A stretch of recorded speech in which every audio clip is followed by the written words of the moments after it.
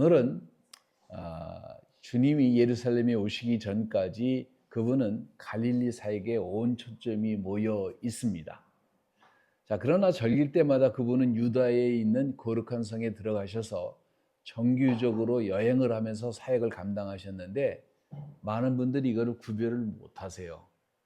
근데 대부분은 예루살렘의 사역은 사실 굉장히 작고 갈릴리 사역이 대부분을 차지하는데 성경에서는 그거를 보통 사복음서는 반반씩 나눠서 얘기를 하기 때문에 많은 분들이 이것을 노리스를 못하는 것 같아요. 자, 근데 아무튼 그렇습니다. 자, 그리고 그때마다 당시에 성전을 감당했던 사두개인들과 사람들의 마음을 움켜잡고 있었던 바리새인들과 갈등이 그때마다 예수님이 예루살렘에 올라가실 때마다 증폭되기 시작을 합니다. 그러니까 제자들도 올라갈 때마다 긴장의 끈을 놓지 못합니다. 예수께서 마르다와 마리아가 사는 베다니에 올라가시겠다고 했을 때에 도마가 제자들을 향해서 이렇게 외칩니다. 요한복음 11장 16절에 디두모라고 하는 도마가 다른 제자들에게 말하되 우리도 주와 함께 죽으러 가자. 예. 제자들이 얼마나 두려워했나라고 할 수 있는 것을 볼 수 있는 대목이기도 합니다. 전 방문 때 분노했던 군중들은 예수님을 돌로 치료했습니다.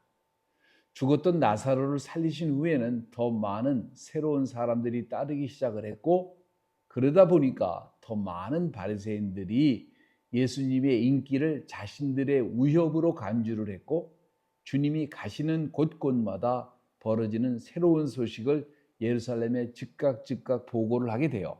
요한복음 11장 47절과 45절에 이에 대제사장들과 바리새인들이 공회에 모으고 가로되 이 사람이 많은 표적을 행하니 우리가 어떻게 하겠느냐.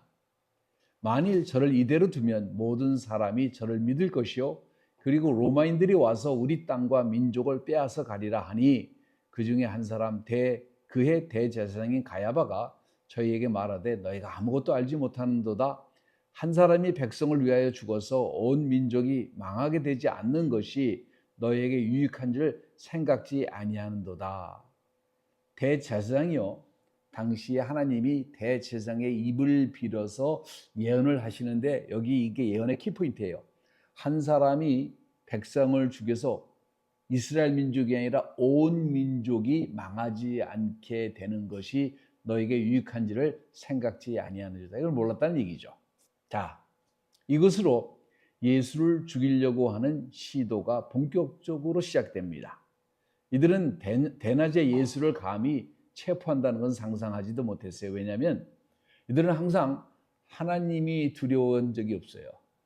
하나님이 두려운 게 아니라 예수를 선지자로 알고 따르는 사람들의 밀란을 두려워합니다. 혹시나 이런 행위로 말미암아 밀란이 일어나게 된다면 자신들의 위치도 굉장히 위험할 뿐만 아니라 로마가 이것을 방관할 수 없게 된다는 것을 잘 알고 있기 때문에 그래요. 그리고 이들은 누구보다도 하나님이 아니라 로마를 두려워했습니다. 로마의 그 마커스 리시니어스 칼라소스가 스파르타커스라고 하는 노예가 자유를 선포하면서 일으킨 유명한 반란이 있었습니다. 여러분 나이가 드신 분들은 아마 그 영화를 아마 기억하실 것입니다. 스파르타커스라고 하는 영화가 있었는데 실제로 있었던 역사적 사실입니다. 이 스파르타커스가 자유를 선포하면서 일으킨 반란을 제압했을 때에 약 6천여 명의 노예들을 스파르타커스 고향에서부터 일정 간격으로 십자가에 세워서 죽였는데 그 시체를 치우지 못하게 했어요. 몇 년이 지난 후에도 몇십 년이 지난 후에도 이게 뭐냐면 로마 제국이 온 사람들에게 보내는 분명한 경고입니다. 만약에 로마 제국을 향해서 반란을 일으킨다면 이게 너희의 모습이야 라고 하는 분명한 경고였던 거예요. 자, 때가 되고 6월절에 예수께서 예루살렘 성에 입성하셨을 때 그분은 나귀를 타시고 입성하십니다.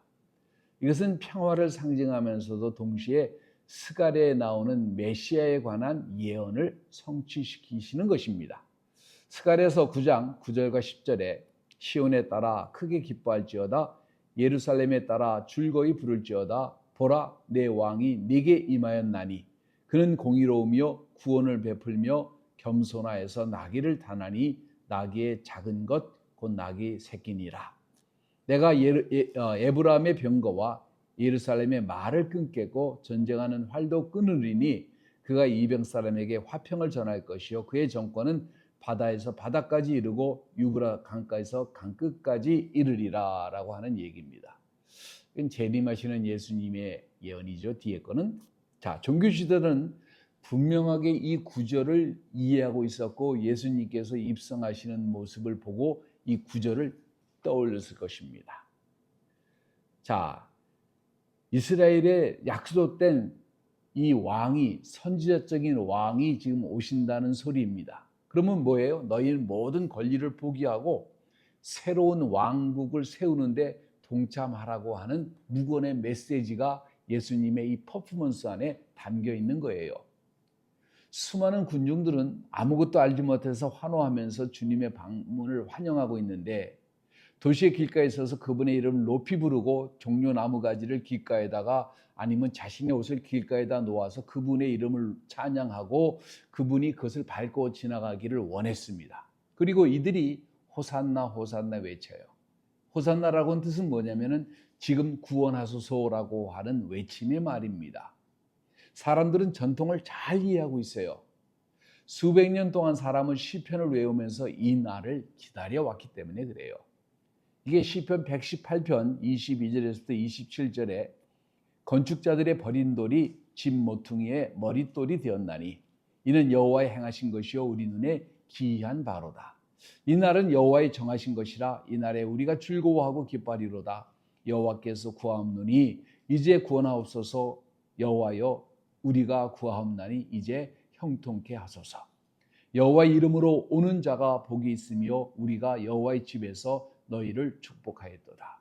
여호와는 하나님이시라 우리에게 비추셨으니 줄로 희생을 제단불로 맬지어다 라고 얘기한 거예요. 자, 전에 방문하실 때에 예수께서 성전의 말씀을 듣는 자들에게 선포하시고 종교 지도자들에게는 도전의 응답을 하신 적이 있습니다. 성전 타락을 가르치시면서 그들의 타락을 질책도 하셨어요. 그러나 결코 그분의 가르침이나 사명을 희생하시면서 한 것은 아니에요. 그러나 이분은 다릅니다. 이번엔 달라요.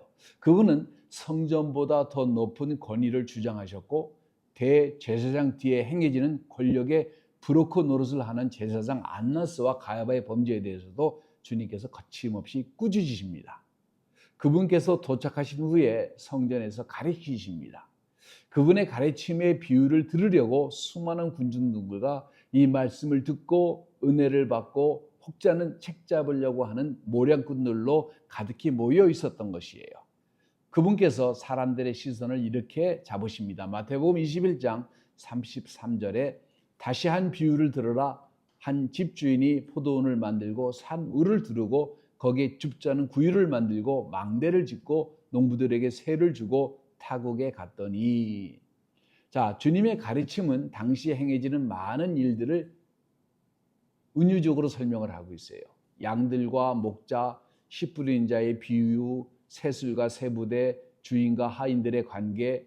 그러나 이 포도나무와 농부의 비유는 굉장한 파괴력이 있는 것입니다. 여러분은 잘 이해를 못하겠지만 이것은 하나님께서 이스라엘이라고 하는 특별한 토지를 관리하신 분이라는 것을 당시의 사람들은 너무나 잘 알고 있기 때문에 그래요. 이사야가 이것을 사용해서 통철하게 아주 그 이스라엘 사람들을 질책한 적이 있는데 이사야서 5장 1절에서 7절에 보니까 내가 나의 사랑하는 자를 위하여 노래하되 나의 사랑하는 자들의 포도원을 노래하리라. 나의 사랑하는 자들에게 포도원이 있으며 심히 기름진 산이로다. 땅을 파서 돌을 제하고 극산품 포도나무를 심었도다. 그 중에 망대를 세웠고 그 안에 술틀을 파았도다. 좋은 포도나무를 맺기를 바랐더니 들포도로 맺혔도다. 예루살렘 거민과 유다 사람들아 구하노니 이제 나와 내 포도원 사이에 판단하라. 내가 포도원을 위하여 행한 것 외에 무엇을 더할 것이 있으랴. 내가 좋은 포도나무를 맺기를 기다렸거늘 들포도를 맺힘은 어쩌민고. 이제 내가 내 포도원을 어떻게 행할 것을 너에게 이르리라. 내가 그 울타리를 걷어 먹힘을 당하게 하며 그 담을 헐어 짓밟히게 할 것이요 내가 그것으로 황무케 하리니 다시는 가지를 자름이나 북을 돋우지 못하여 진려와 형국이 날 것이며 또 내가 구름을 명하여 그 위에 비를 내리지 말라 하리라. 대저 만군의 여호와의 포도원은 이스라엘의 족속이요 그 기뻐하는 나무는 유다 사람이라. 그들에게 공평을 바라셨더니 도리어 포악이요 그들에게 의로움을 바라셨더니 도리어 부르짖음이었도다 라고 하는 규절이 있어요. 자, 이것을 이스라엘 사람들은 너무나 잘 알고 있었고 이 외에도 그런 비유가 끊임없이 선지자들을 통해서 행해졌기 때문에 이스라엘 사람들은 포도원과 포도원 주인의 관계에 대해서 너무나 잘 알고 있었습니다. 자, 주님께서 이렇게 증거하십니다. 마태복음 21장 33절에서 40절에 한 비유를 들으라. 한 집주인이 포도원을 만들고 산울을 두르고 거기 집자는 구유를 파고 망대를 짓고 농부들에게 세를 주고 타국에 갔더니 똑같죠, 얘기가. 때와 실과 때가 가까우니라. 그 실과를 받으려고 자기 종들을 농부에게 보내니 농부들이 종들을 잡아 하나는 심히 때리고 하나는 죽이고 하나는 돌로 쳤거늘 다시 다른 종들을 처음보다 많이 보내니 저희들에게도 그렇게 하였는지라. 후에 자기 아들을 보내며 가로되 저희가 내 아들은 공경하리라. 농부들이 그 아들을 보고 서로 말하되 이는 상속자니 죽이고 그 유업을 차지하자 하고 이를 잡아 포도원 밖에 내어 쫓아 죽였느니라. 그러면 포도원 주인이 올 때에 이 농부들을 어떻게 하겠느냐? 엄청난 경고죠. 당신이 돌아가실 것도 이미 예언하고 있죠. 대제사장들과 바리새인들은 이 사람들의 대답을 하자마자 몹시 당혹해할 수밖에 없어요. 마태복음 22장 41절에 저희가 말하되 이 악한 자들을 진멸하고 포도원은 제때 실과를 바칠 만한 다른 농부에게 새로 줄지니라 라고 이렇게 선포를 하십니다. 그게 이루어져 있는 거예요. 지금 이스라엘에. 매년 히브리 사람들은 유월절을 기념합니다. 특히 무교절과 함께 기념하는데 거의 2000여 년을 당시에 기념한 기념일입니다. 이날은 애굽에서 이들을 구원하셔서 팔레스타인 땅에 들어가게 하시는 날이에요. 주님께서 죽기 전에 제자들과 함께 이 날을 지내시기 위해서 지정한 장소에서 제자들과 함께 계셨습니다. 마지막 만찬에서 그분의 가르침에 대해서 요약하면서 제자들에게 당신의 사역을 감당하시도록 명령하십니다. 그리고 이 유월절은 다시 중요한 의미를 갖게 됩니다. 주님의 사역이 진행되면서 제자들도 점점 성숙해져 갔고 중요한 메시지도 이에 따라서 달라질 수밖에 없어요. 자, 근데 주님의 메시지를 가만히 보면 굉장히 간단합니다. 주님을 따르지 않는 일반 군중들에게는 뭐라고 하시냐면은 간단해요. 내게로 오라. 이게 메시지예요. 내게로 오라. 자, 그 말을 듣고 내게로 예수께로 간 사람들에게는 뭐라고 말씀하시냐면은 follow me. 나를 따르라. 이렇게 얘기를 하세요. 그 다음에 예수를 따르는 사람들에게는 뭐라고 얘기를 하냐면 내 안에 거하라 이렇게 말씀하세요. 여러분 이 메시지가 전부입니다. 혼동하시면 안 돼요. 다른 것들은 부수적인 건데 사람들이 부수적인 일을 하면서 이 콜 메시지를 전혀 이해를 못하고 있는 거예요. 전혀. 일부를 이해하는 게 아니라 제가 볼 때 전혀 이해를 못하고 있어요.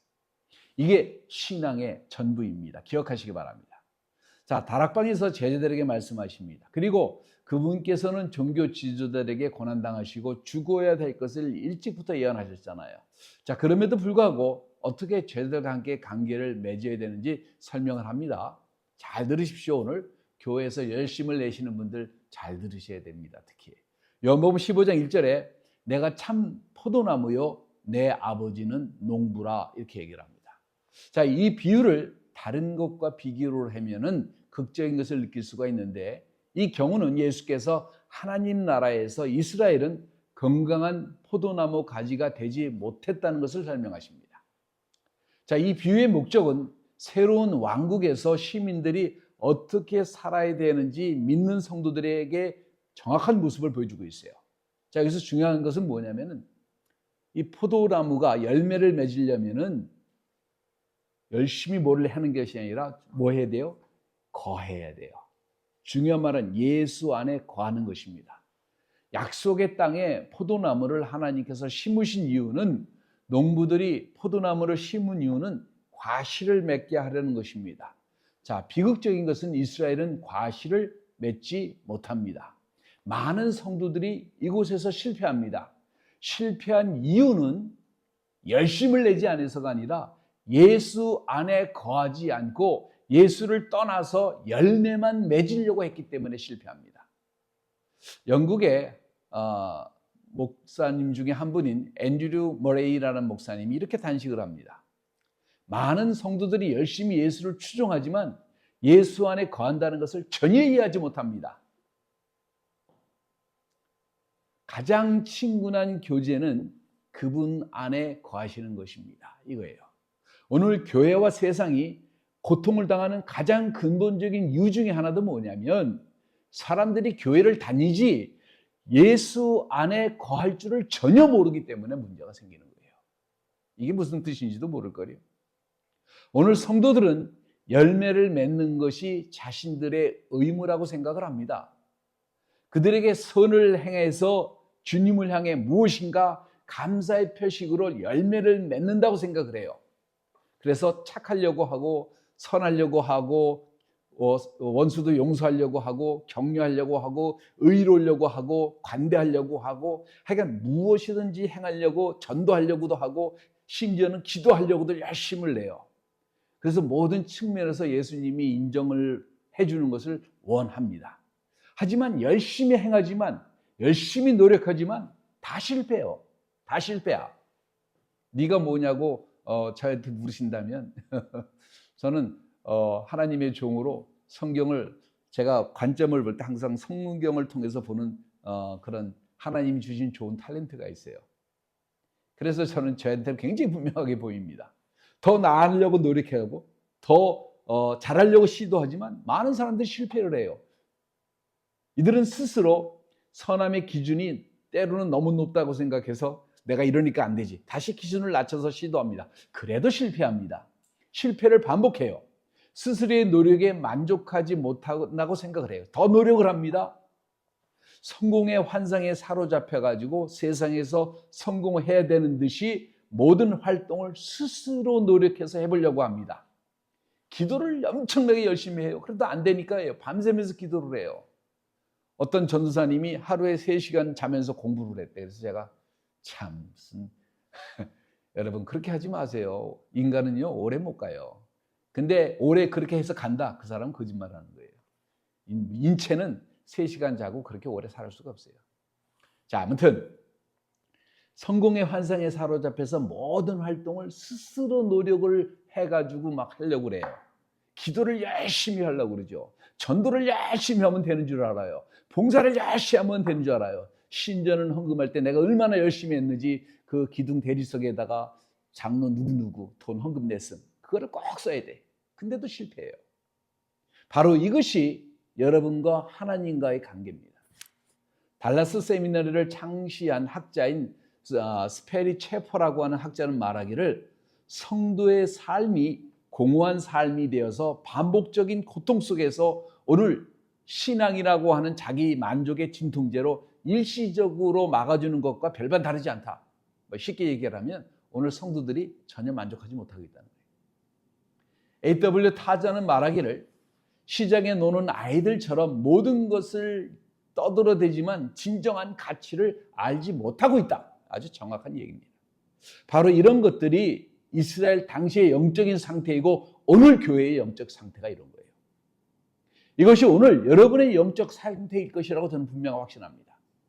하나님께서 여러분을 부르셔서 여러분에게 이렇게 살라라고 하신 삶은 결코 어려운 것이 아니고 불가능한 것이 아닙니다. 다행스럽게 예수께서 아주 정확하게 설명을 해 주십니다. 요한복음 15장 2절에 무릇 내게 있어 과실을 맺지 아니하는 가지는 아버지께서 이를 제하여 버리시고 무릇 과실을 맺는 가지는 더 과실을 맺게 하려 하여 이를 깨끗게 하시느니라 이렇게 얘기를 합니다. 이 비유는 3가지의 중요한 등장인물을 여기서 등장시킵니다. 첫 번째는 포도나무는 예수님 자신이세요. 이것을 자라게 하는 농부는 하나님 아버지이십니다. 우리 가지는 믿는 자들이에요. 추종자들입니다. 우리들입니다. 내게 있어라고 하는 말은 신학적 용어로 무릇 내게 있어 위치적인 진리예요. 위치적인 진리. 사도 바울은 종종 성도들에게 예수 안에 있는 자들이라 이렇게 표현을 합니다. 이 표현은 예수와의 관계 설정이 어떻게 되어 있는지 보여주는 것입니다. 그리고 이것은 하나님께서 사람들을 어떻게 다루시는지를 설명하는 거예요. 이렇게 생각해 보겠습니다. 여러분이 백악관에 들어가잖아요. 자, 백악관에 들어가는데 경비들이 제지를 해가지고 여기서 봐야 될 것, 보지 못할 것을 다 명확하게 선을 그어줍니다. 자, 그런데 대통령이 경호원을 보내거나 안내원을 보내서 여러분을 안으로 안내한다면은 여러분도 대통령이 다니던 길을 똑같이 안내원과 함께 안내받으면서 다닐 수가 있습니다. 들어가는 길목, 나가는 길목에서 누구도 여러분을 붙잡고 당신 여기 왜 있어? 라고 말할 사람이 아무도 없게 돼요. 왜? 대통령의 안내인이 모든 장애물을 제거해 줬기 때문에 그래요. 자, 예수 안에 있다는 것은 예수님과의 하나님 아버지의 바른 관계를 맺게 이와 같이 해줍니다. 바울이 말합니다. 로마서 8장 1절에 그러므로 이제 그리스도 예수 안에 있는 자들에게는 결코 정죄함이 없나니. 예수 안에 있는 자들이에요. 예수 밖에 있는 자들은 아닙니다. 성도란 예수와 똑같은 의의 가치 기준을 갖게 됩니다.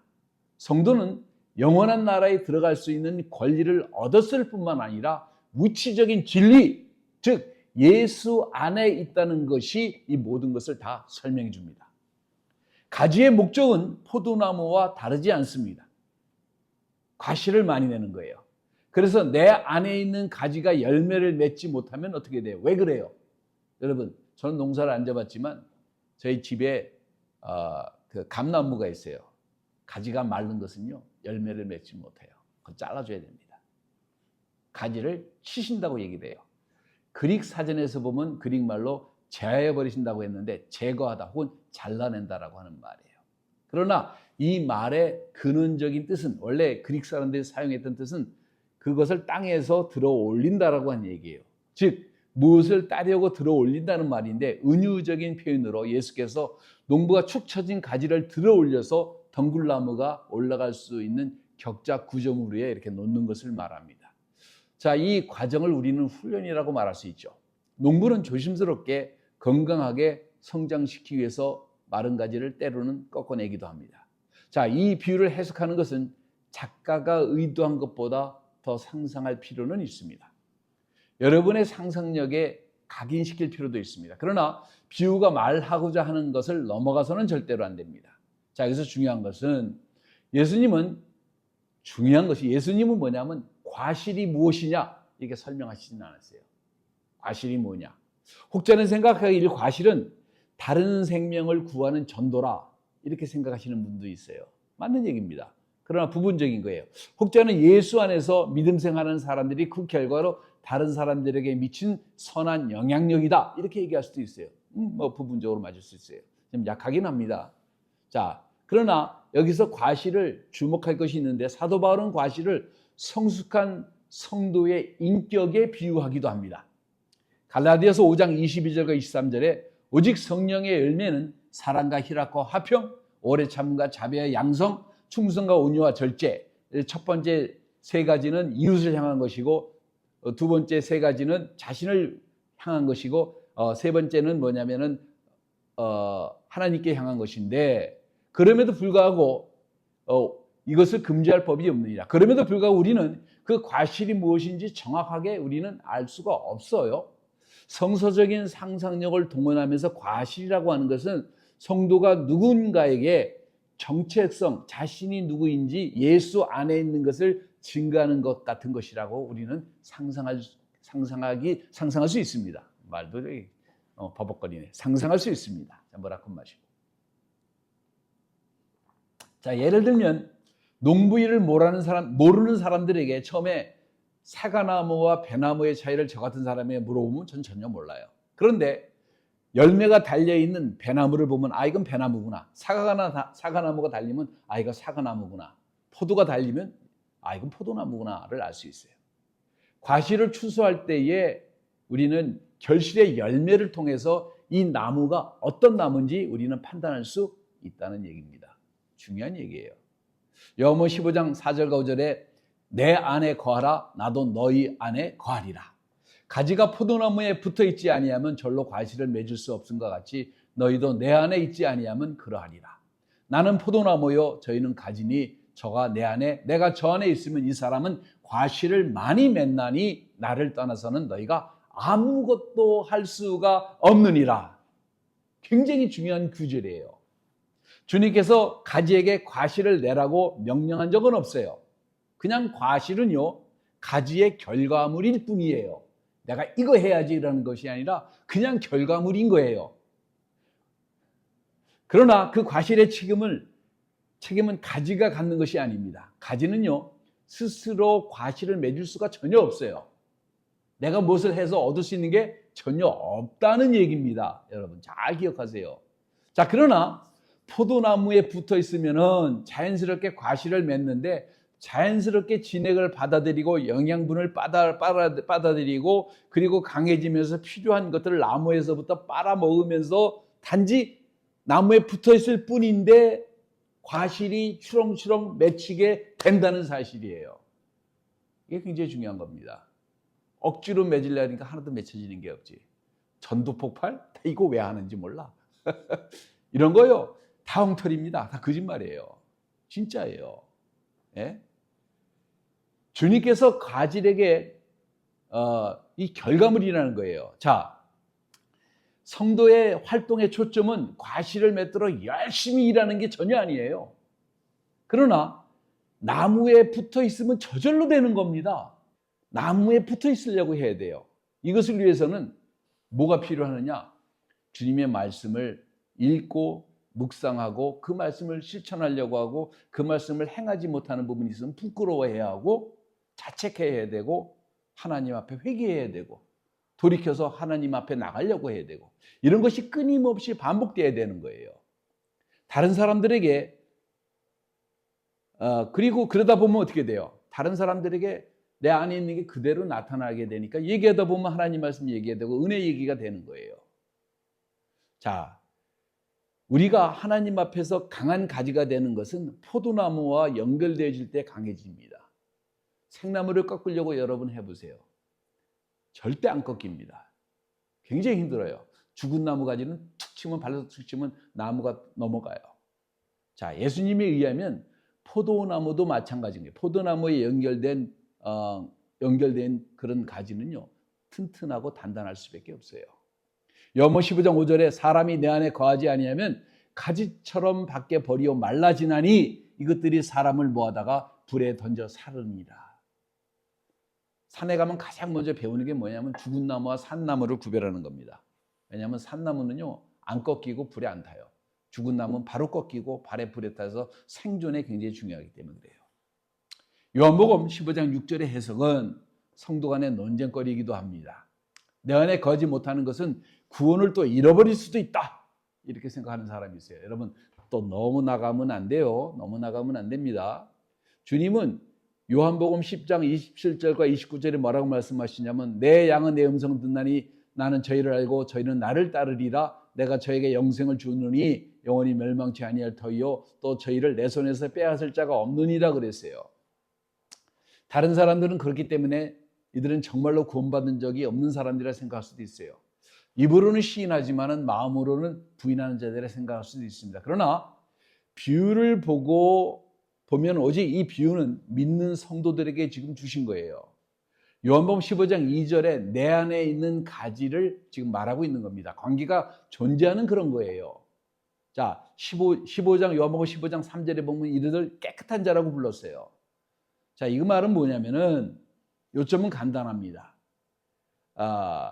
뭐냐면은 성경학자 웨렌 비스비가 이걸 잘 설명을 했는데 비유나 혹은 은유적인 것을 통해서 신약을 정립하려고 하는 것은 뭐다? 어리석은 자나 하는 짓이다 이거예요. 이 아무 때나 잡아가지고 성경 구절을 잡아서 신학을 세우려고 하는 것은 어떤 짓이다? 바보 같은 짓이다 이거예요. 주님께서는 지금은 한 가지보다 더 많은 것을 설명하고 있습니다. 지금 성도의 열매 맺는 삶을 얘기하는 것이에요. 구원에 관한 것을 지금 말씀하시는 것이 전혀 아니라는 얘기입니다. 종종 오해가 하나님을 신실하게 사랑하지만은 오해가 생기는 이유는 뭐냐면 무지해서 그런 거예요. 한마디로. 왜냐하면 비유나 은유적인 것을 예수님이 설명하시는데 거기서 신학적인 뼈대를 세우려고 하면 항상 뭐예요? 문제가 생기죠. 자, 열매를 맺지 못하는 가지는 소용이 없다는 것 같이 열매 없는 성도도 좀 문제가 있다는 얘기입니다. 비극적인 것은 하나님과 연관도 없고 마른 가지들이 말세가 될수록 너무나 많아진다는 거예요. 마른 가지의 특징이 뭔지 아세요? 교회 활동 정말로 열심히 냅니다. 기도에도 참석하고 성경 공부도 참석하고 뭐도 참석하고 그러는데 신기한 게 있어요. 이분들하고 얘기를 하면 성경을 하나도 몰라. 예수님을 하나도 몰라. 그냥 교인이야. 그냥 교인이에요. 심지어는 목회자들도 그래. 그러니까 믿음과 생활이, 믿음과 사고가 너무나 다른 거예요. 예수님과 바른 관계를 지속하지 못하면서 그리스도 같은 성품을 낸다는 것은 불가능한 일이죠. 심지어는 예수가 죽어서 만나는 분인 줄 알아. 대부분 많은 사람들이. 종교인이지. 자, 이런 것들은 있을 수가 없는 일이에요. 이런 거는 뭐냐면 말라 비틀어져서 버리움을 받게 될 수 있다는 거예요. 에스겔의 환상처럼 이런 것은 존재할 수 없습니다. 오히려 관계가 정립되지 못하면 우리가 바라는 것에 반대 성품과 결과물을 받을 수가 있어요. 자, 바울은 한 걸음 더 나갑니다. 집을 짓는 건축 현장으로 성도 생활을 받습니다. 고린도전서 3장 11절과 12절에 이 닦아놓은 것 외에 능히 다른 터를 닦아둘 자가 없으니 이 터는 곧 예수 그리스도라. 만일 누구든지 금이나 은이나 보석이나 나무나 풀이나 집으로 이 터 위에 세우면 각각 공력이 나타날 터인데 그 날이 공력을 밝히리니 이는 불로 나타내고 그 불이 각 사람의 공력이 어떠한 것을 시험할 것임이니라. 만일 누구든지 그 위에 세운 공력이 그대로 있으면 상을 받고 누구든지 공력이 불타면 해를 받으리니 그러나 자기는 구원을 얻되 불 가운데서 얻은 것 같으리라. 예수를 떠난 삶은 마르고 갈라진 나무로 짓는 집과 같습니다. 그래서 불이 한번 나면요 온 집이 그냥 순식간에 타버리고 말아요. 물론 여기서 얘기한 것처럼 집주인은 살아남겠지만 남은 것이 하나도 없는 거예요. 요한복음 15장 7절과 8절에 너희가 내 안에 거하고 내 말이 너희 안에 거하면 무엇이든지 원하는 대로 구하라 그리하면 이루리라. 너희가 과실을 많이 맺으면 내 아버지께서 영광을 받으실 것이요 너희가 내 제자가 되리라. 이렇게 얘기를 합니다. 성도가 주님 안에 거하게 되면은 그냥 예수와 같은 과실이 맺히게 되는 거예요. 그 결과가 사도행전을 쓰는 거예요. 놀라운 겁니다. 스스로도 변화될 뿐만 아니라 그 사람을 만나는 사람들이 변화가 됩니다. 하나님께서 생각하시는 그런 사람이 됩니다. 이런 일이 생기면은 네 가지의 놀라운 자연스러운 결과가 등장합니다. 먼저는요, 기도가 응답이 됩니다. 무엇이든지 원하는 대로 구하라. 그러니까 또 사람들은요, 이게 무슨 요술방망이를 주신 줄 알아. 그래가지고 금 나와라 뚝딱, 은 나와라 뚝딱, 뭐 두들기면 다 나오는 줄 알아. 어떻게 하라고요? 너희가 내 안에 거하고 내 말이 너희 안에 거하면 유치한 것을 절대 구하지 않고 이기적인 것을 구하지 않습니다. 여기서 벌써 줄이 쫙 꺼져. 예. 이 말은 마법적인 진이가 돼서 예수님이 우리가 원하는 것을 다 도와주겠다 이런 것이 아니에요. 이 약속은 조건적입니다. 포도나무하고 완전히 연결되어서 내가 예수 안에, 예수가 내 안에 있어야 되는, 정말 예수와 같은 생각과 예수같이 원하는 것, 이런 기도는 이기적일 수가 없어요. 이런 요청은 주님께서 응답하실 것입니다. 둘째로 예수님께서 이런 것을 통해서 영광을 받으십니다. 우리가 예수를 닮아간다면, 예수와 똑같이 그분의 말씀에 순종하게 된다면 그분의 모든 믿음의 행동은, 우리의 믿음의 행동은 하나님께서 우리의 믿음의 행동을 받으실 수밖에 없어요. 그리고 기뻐하십니다. 그리고 사람들이 인정을 해요. 저 사람은 달라. 저 사람은 달라. 자, 그러면서 뭐냐면 그 사람이 가는 곳에 사랑이 나타납니다. 이런 사람이 가는 곳마다 갈등과 반목이 사라지게 돼요. 우리가 예수 안에 거하게 되면 포도나무가 잘 자라는 것 같이 건강해지되, 건강한 표식이 뭐냐면 성숙해지는 거예요. 영적으로 성숙해지면서 뭐냐면은 그 사람이 가는 곳마다 여러분 어떤 현상이 나타나요. 여러분이 가는 곳마다 어떤 현상이 나타납니까? 반목, 싸움, 언쟁, 시기, 오해. 여러분이 가는 곳마다 어떤 현상이 나타나요. 어떤 사람이 가면은 평화, 기쁨, 감사, 즐거움, 웃음. 어떤 사람이 가면은 절망, 괴로움, 고통, 좌절. 그 사람이 가는 곳마다 그게 뭐냐면 그 사람 안에 있는 그 속에 있는 것이 드러나는 거예요. 여러분이 가는 곳마다 어떤 것이 나타납니까? 어떤 것이 나타나요? 아까 예수님께서 얘기하신 바울이 얘기한 그 성령의 9가지 열매가 그대로 드러납니까? 사랑이 넘칩니까? 요한복음 14장 8절에 하나님은 사랑이시다. 그렇게 얘기합니다. 그와 같이 우리도 서로 사랑을 주고받을 수 있는 그런 분위기가 형성이 되느냐 이거예요. 자, 마지막으로 기쁨이 넘칩니다. 고통이 없다는 뜻이 아니에요. 고통이 없다는 뜻이 아니에요.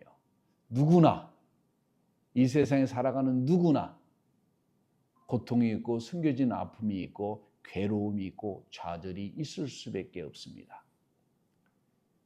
그럼에도 불구하고 가슴속 깊은 곳에 내가 예수 안에 거하고 예수께서 내 안에 거해 주심으로 말미암아 넘쳐 흐르는 기쁨이 있습니다. 반드시 기쁨이 있습니다.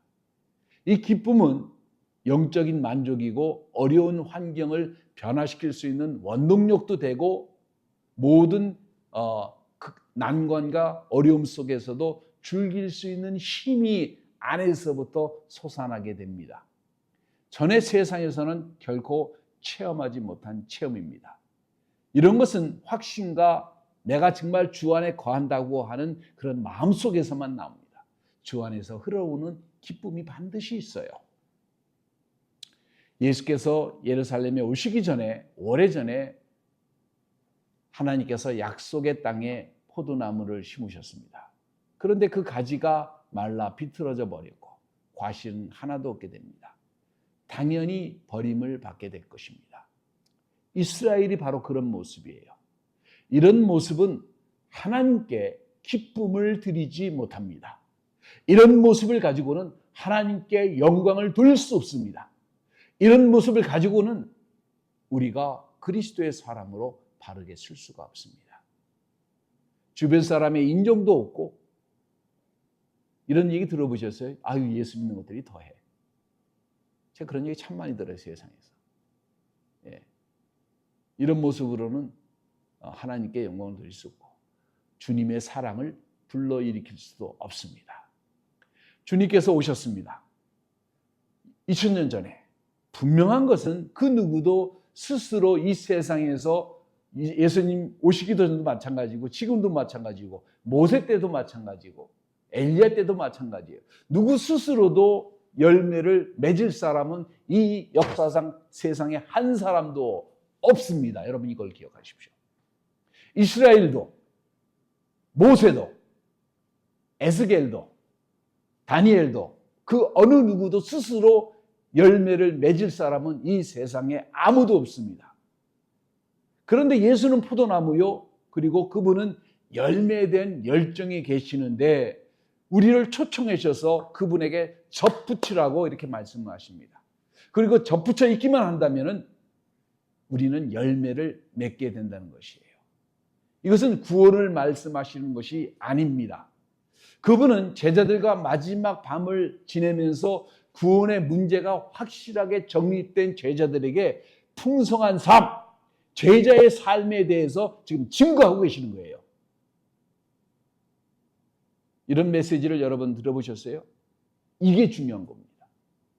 우리의 성품으로 예수님과 같은 열매를 맺도록 하려고 하는 것이 하나님의 기대예요. 여러분이 가시는 곳마다 사도 바울이 맺었던 그 열매가, 베드로가 맺었던 그 열매가, 요한이 맺었던 그 열매가 여러분에게 하나님께서 기대하고 계시는 것입니다. 이미 예수를 믿는 사람에게는 영생이 이미 보장되어 있어요. 진정한 질문은 내가 지금 어떠한 삶을 살고 있는가 하는 거예요. 스스로 열심을 내서 내가 거룩해지려고 하고, 스스로 열심을 내서 내가 의로워지려고 하고, 스스로 열심을 내서 내가 기도하고, 내가 성경을 달달 외워가지고 성경을 내가 자랑하려고 하고, 내가 스스로 열심을 내서 열매를 맺으려고 여러분 전도하려고 합니까? 전도가 돼요? 내가 예수 없다고, 내가 하나님 없다고 삶을 30년 동안, 40년 동안, 50년 동안, 60년 동안, 70년 동안 살은 사람에게 여러분 그 한마디로 그 사람의 마음을 바꾸겠어요? 그런 일은 절대로 존재하지 않아요. 근데 그게 굉장히 가능해요. 어떻게 가능하느냐? 내가 예수 안에 있고 예수가 내 안에 계시면은 내가 그 사람을 설득하는 게 아니에요. 착각하지 마세요. 성경을 많이 알아서 그 사람을 설득하는 게 아니에요. 그 사람의 생각을 돌린다는 생각이 얼마나 교만한 생각인지 아세요? 그런 게 아닙니다. 그냥 내 안에 있는 예수가 증거되는 거예요. 누굴 통해서? 그 예수 안에 접붙여 있는 그 가지를 통해서 자연스럽게 나오는 거예요. 하나님을 만난 사람은 하나님 앞에 무릎을 꿇고 주는 그리스도시요 살아계신 하나님의 아들이라고 고백할 수밖에 없는 거예요. 떡을 떼는 저녁에 포도를 주시는 그 밤에 제자들에게 와서 그 예식에 참여하라고 하셨습니다. 이것은 상징적인 것인데 그분의 삶이 그분의 제자들에게 어떻게 미치게 하는지 보여주시는 거예요. 오늘 우리의 삶 속에서 생각지도 못한 스트레스, 어려움, 고난, 고통, 감당할 수 없는 많은 문제들이 우리 앞에 놓여 있습니다. 그러나 이 모든 것도 그분같이 우리가 성장한다면, 우리가 성장해 나간다면, 성숙해 나간다면, 아니 그분같이 아니더라도 그분을 향해 우리가 나간다면 우리에게 닥쳐진 모든 문제들을 넉넉하게 이길 수 있을 것이라고 생각합니다. 왜? 모든 것은 내 능력 안에 있는 것이 아니라 그분 손 안에 있기 때문에 그래요. 우리가 할 일은 그분 안에 거하면서 즐거워하는 것입니다. 기뻐하는 것이에요. 예수님께서 우리에게 주신 메시지는 굉장히 간단합니다. 다시 반복합니다. 일반 사람들에게는 내게로 오라고 얘기를 하십니다. 그 말을 듣고 온 사람들에게는 나를 따르라고 하십니다. 그리고 자신을 따르는 사람에게는 내 안에 거하라고 하셨어요. 이게 신앙의 전부입니다. 이 말을 기억하세요. 내게로 오라고 해서 오지 않는 사람들이 너무나 많아요. 교회까지는 왔는데 예수께 안 나가는 사람이 너무나 많아요. 예수님을 따르는 사람은 또 소수입니다. 근데 예수를 따르는 사람 중에서도 내 안에 거하는 게 뭔지를 모르는 사람들이 태반이 아니라 거의 다인 것 같아요. 여러분은 지금까지 무엇을 하시고 계셨습니까? 예수께 다가가셨습니까?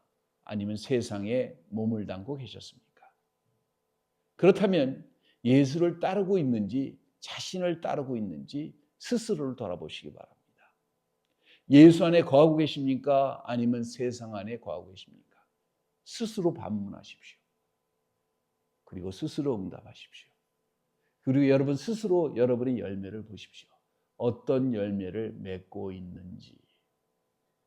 근데요, 이게 예언하는 것도 열매 맺는 것도 똑같은 것 같아요.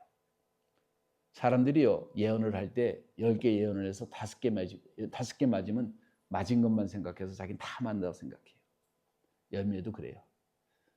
이상한 열매도 맺고 좋은 열매도 맺는데 항상 보면 좋은 열매만 보고서 자기는 좋은 열매를 맺었다고 생각을 해요. 근데 눈을 뜨고 실질적으로 자신의 모습을 냉철하게 볼 수 있는 지혜가 필요합니다. 여러분은 오늘 어떤 열매를 맺고 계십니까? 기도하겠습니다. 주님 감사합니다. 찬양 드립니다. 영광을 아버지 앞에 드립니다.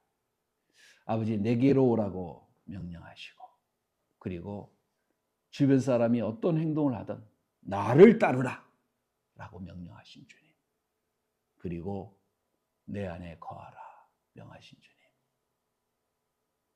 주님 안에 거하기를 원합니다. 우리 영혼에 안식이 있기를 원합니다. 거센 파도보다 더 경랑이 넘치는 이 세상의 풍파 속에서 강정의 앙금과 마음속에 피 흘리는 그 마음들과 부셔지고 깨우시는 그 아버지 하나님, 우리들의 심령 속에서도 주님 믿음으로 주님을 바라보고 풍랑 속에 걸어오시는 우리 주 예수 그리스도를 바라보며 그분의 손을 잡고 그분 안에 거하고 그분이 우리 안에 거해 주시는 놀라운 역사가 우리의 삶 가운데 거하게 하시고 그 가운데 맺혀지는 수많은 열매를 아버지께 드리는 오늘 이 시간 되게 시작점이 되게 축복해 주옵소서. 감사와 찬송과 영광을 아버지 앞에 돌리며 예수님의 이름으로